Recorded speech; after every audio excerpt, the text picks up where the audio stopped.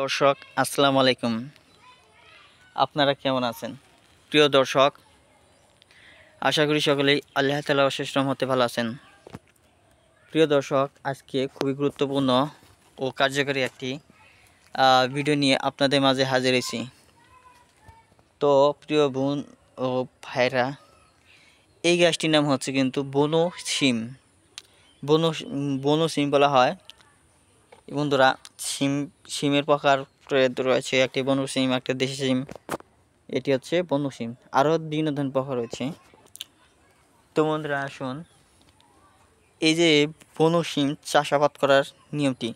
তো বন্ধুরা, বনো শিম কিন্তু দেশি শিমের তুলনায় অনেক বড় হয়ে থাকে।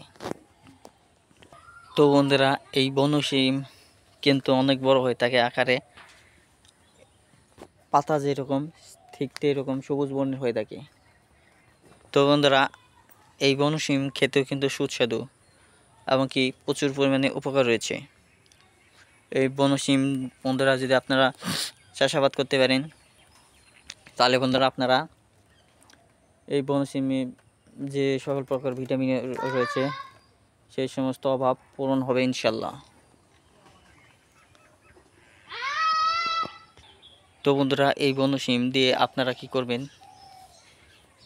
সর্বপ্রথম বনো শিম চাষাবাদ করার জন্য আপনারা কয়েকটি দেশি জাতের গ্রামগঞ্জে কৃষকদের কাছ থেকে এই বনো শিমের বীজগুলো সংগ্রহ করে নেবেন। সংগ্রহ করে নেওয়ার পর থেকেই বন্ধুরা আপনারা তারপর মাটিগুলো ভালোভাবে পরিষ্কার করে, মাটিগুলো ভালোভাবে উর্বর করে, তারপর জৈব সার দিয়ে তাদের আপনারা বনো শিমের বীজ রোপণ করুন। ইনশাল্লাহ ভালো ফলন হবে।